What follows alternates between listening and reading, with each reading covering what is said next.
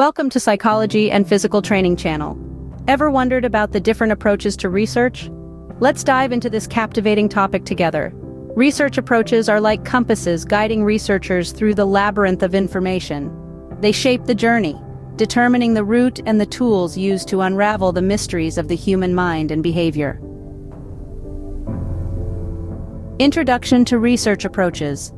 Today, we'll explore three fundamental pairs of research approaches. First, we'll examine qualitative and quantitative research, two methodologies that provide unique insights and data. Next, we'll dive into the comparison between cross-sectional and longitudinal research, two distinct ways to study subjects over time. Lastly, we'll explore the exciting contrast between laboratory and field research, examining the advantages and challenges of each. Understanding these research approaches is key to deciphering studies, formulating impactful questions, and ultimately contributing to the vast field of psychology. So fasten your seatbelt and prepare to delve into the world of research approaches. A fascinating journey awaits. Scene script. First off, the Battle of the Giants. Qualitative vs. Quantitative research. Let's start by diving into the world of qualitative research. This approach is like the Sherlock Holmes of research methods, seeking to explore and understand the deeper why and how of our behavior. It focuses on non-numerical data such as words, images, or objects. Picture a detective at a crime scene, collecting clues and piecing together the story. That's exactly what qualitative research does, but instead of a crime scene, we're examining human behavior and experiences. It's about digging deep, peeling back the layers, and discovering the rich, detailed narratives that lie beneath the surface. Now let's shift our focus to quantitative research. If qualitative research is Sherlock Holmes, then quantitative research is more like a lab scientist, meticulously measuring and testing. It's all about numbers and statistics, using numerical data to test hypotheses and draw conclusions. Think of it as the microscope of the research world, zooming in on specific aspects of behavior to analyze them in a structured and systematic way. It's less about the why and how, and more about the how much or how many.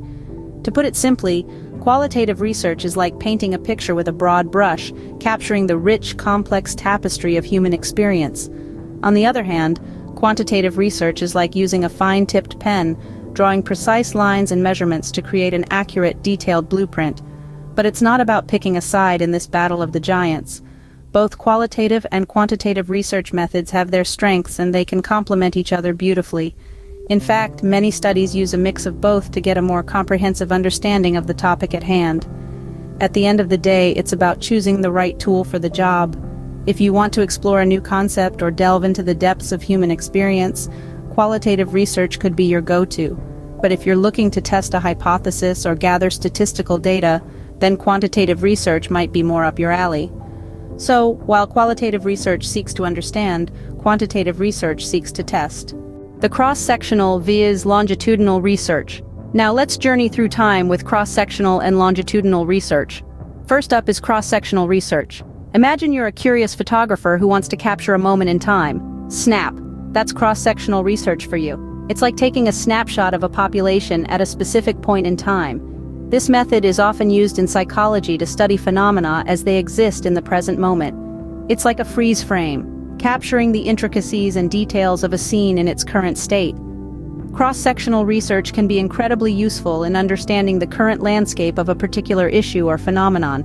It gives us a broad overview, painting a picture of what's happening right now. For example, a researcher might use this approach to examine the prevalence of anxiety disorders among college students in the current year. But what if we want to track changes over time? That's where longitudinal research comes in. If cross-sectional research is a snapshot, then longitudinal research is like a time-lapse movie. It involves repeated observations of the same variables over long periods. Think of a scientist studying the migration patterns of a particular bird species. They don't just observe the birds at one point in time, they follow their journey across seasons, years, sometimes even decades. This allows them to track changes and observe trends. In psychology, longitudinal research can be used to study the development of mental health disorders, the impact of life events on psychological well-being, and much more. However, it's important to remember that both these research methods have their strengths and weaknesses. Cross-sectional research is quicker and more economical, but it can't provide information about cause and effect relationships or changes over time. On the other hand, longitudinal research can reveal how things change over time, but it's more time-consuming and can be affected by participant dropout. In essence, cross-sectional research gives us a snapshot, while longitudinal research shows us the movie. Finally, let's step into the environments of research with laboratory and field research. Imagine a scientist in a lab coat, meticulously controlling every variable, every condition, creating a perfect microcosm of the world for a particular study. This, my friends, is the essence of laboratory research. It's the domain of precise measurements, controlled environments, and reproducible conditions.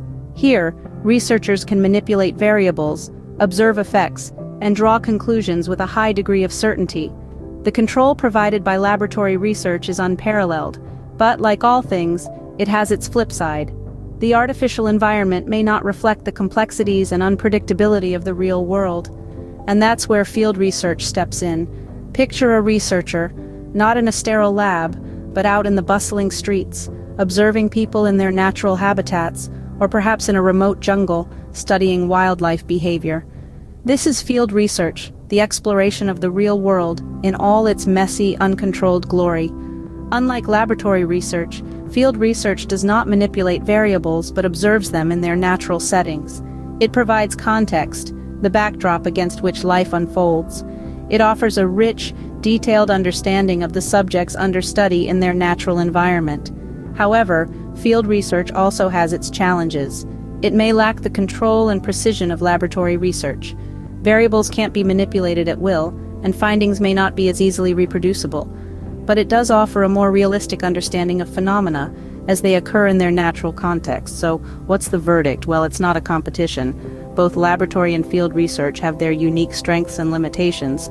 They serve different purposes and are chosen based on the nature of the study, the research question, and the resources available. In essence, laboratory research is like a magnifying glass, focusing on specific aspects under controlled conditions. On the other hand, field research is like a wide-angle lens, capturing the larger picture in its natural setting. So, laboratory research provides control, while field research offers context. Comparing and contrasting research approaches. Now that we've explored these approaches, it's time to see how they measure up against each other. Let's start with qualitative versus quantitative research. Qualitative research is all about understanding the depth of a phenomenon. It's like diving deep into the ocean to explore the hidden treasures. It's rich, detailed, and offers a comprehensive understanding of human behavior. However, its subjective nature can sometimes lead to biases. On the other hand, quantitative research is like flying high in the sky, getting a bird's-eye view of the landscape. It's about numbers, statistics, and generalization. It's objective and reliable, but it may sometimes overlook the intricate details of human behavior. Now let's move on to cross-sectional versus longitudinal research. Cross-sectional research is like a snapshot, capturing a moment in time. It's quick, economical, and can study many variables at once. However, it can't explain cause and effect relationships or track changes over time. Conversely, longitudinal research is like a movie, tracking changes over a period of time. It's powerful in studying development and change, but it's time-consuming, expensive, and prone to participant dropout. Lastly, we have laboratory versus field research. Laboratory research is like a controlled experiment, where variables can be manipulated to establish cause and effect relationships. It's precise and reliable, but it may lack ecological validity. In contrast, field research is like observing wildlife in their natural habitat. It's real, natural, and high in ecological validity. However, its uncontrolled nature can lead to confounding variables. In summary, each of these research approaches has its own strengths and weaknesses. Qualitative research is rich but subjective. Quantitative research is objective but broad. Cross-sectional research is quick but static. Longitudinal research is dynamic but time-consuming. Laboratory research is controlled but artificial.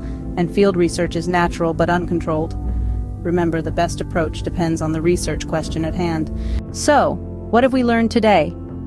From our journey through the diverse landscape of research approaches, we've discerned the distinct characteristics of both qualitative and quantitative research. We've seen how the former delves deep into understanding the why and how of phenomena, while the latter quantifies data to draw statistical inferences. We've also explored cross-sectional and longitudinal research, understanding that cross-sectional studies offer a snapshot of a single point in time, while longitudinal studies track changes over prolonged periods.